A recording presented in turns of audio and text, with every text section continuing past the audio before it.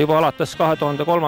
aastast on tehtud ettevalmistusi Lääne-Virumaal maakondliku jäätmekäitluskeskuse rajamiseks. Ja nüüd oleme jõudnud nii kaugele, et täna 1. märtsil 2011 on siis nurgakivi asetamine selle ehituse tarbeks.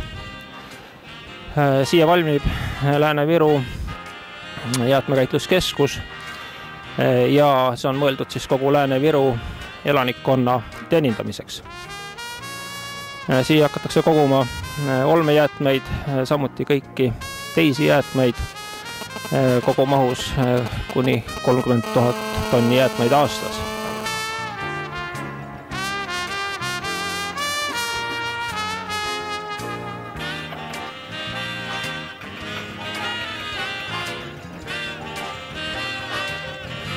Käesoleva projekti jaoks on eraldanud Keskkonnainvesteeringute Keskuse ühtekuuluvusfond 36,1 miljonit krooni. See on siis suureks abiks, et selline keskus saab orienteeruvalt aasta pärast valmida. Siin kõrval Rakvere prügilas toimuvad sulgemistööd ja Rakvere prügila sulgemine 16. juulil 2009 oligi kindlasti selleks põhjuseks, miks maakond vajab hädasti oma enda jäätmekäitlemiskohta.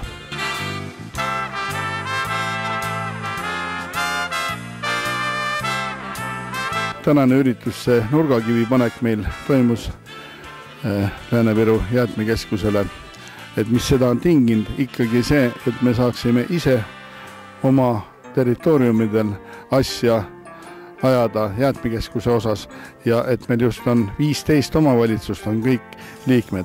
Meil on moodustatud siia täna MTÜ, kus ongi siis 15 omavalitsust. Raha saime 2010. aastal KIK-ist 36,1 miljonit ja kokku see ehitus siis läheb meil maksma 53 miljonit krooni. Ja selle aasta 2011. aasta novembris ta peaks nagu siis valmis saama, ja mis tuleb siis nagu prügi jäätmete kogumisjaam, kus siis pressitakse see prügi kokku pressidega ja viiakse siis juba pressitult konteinerites ära siis Iru soojuselektrijaama, kus meil on juba tänaseks nagu kokku leppe tehtud. Ja et miks me just seda ise tahtsime teha Lääne-Virumaal omavalitsustega, et omavalitsusliit oli algul selle kõige eestvedajaks ja loomulikult täna ka omavalitsusliit koosnebki ju meie 15 omavalitsusest, et me saaksime ise seda prügi suunata ja ise ka siis selle rahalises väärtuses, et oleks kodanikele soodsam prügi ära anda, kui oleks seda olnud kellegile teisele eraettevõtjale. Tehnoloogiast nii palju, et ladestama siin prügi ei hakata.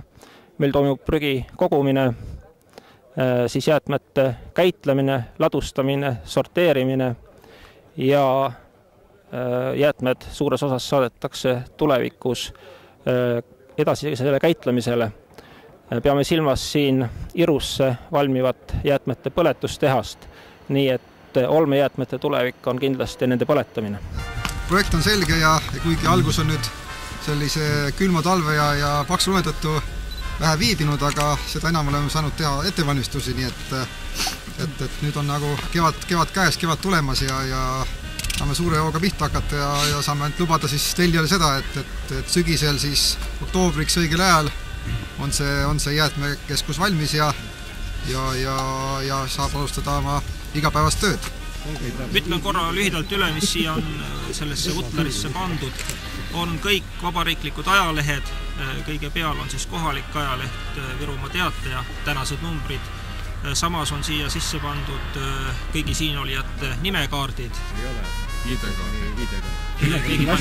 Keegi pani siia ka plastikkaardi, väga hea. Ja siin on sees asendiplaan, kus siis on ilusti meie projekti viimane variant, nagu see nüüd reaalsuses käiku läheb. ja nüüd ma annan selle ehitajale, kes paneb selle kinni ja ülejäänud kiivritega härrasmehed siis võivad siia peale seguda.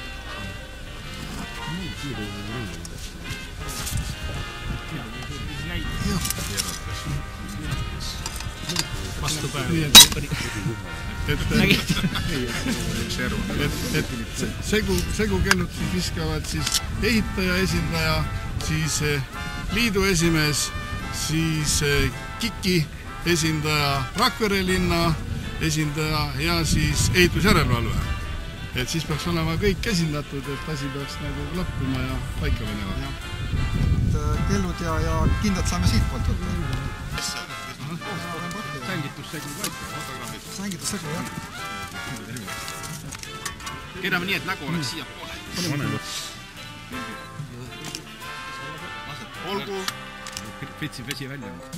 Olgu ta igavesti õnnistatud. Selline tööviljakus on, mina ei usu, et novembriks see valmis. Et kui me niimoodi praegu teeme. Loomulikult. Arge väga täis pange, see on tülikas ja see on sirina ööse välja. Kõiki käibel olevaid rahasid ei pannud. Projekti juures on oluline see, et maakonna elanikel, ettevõtetel, asutustel avaneb võimalus prügi ära anda siin samas lähedal, sisuliselt Rakvere linnas.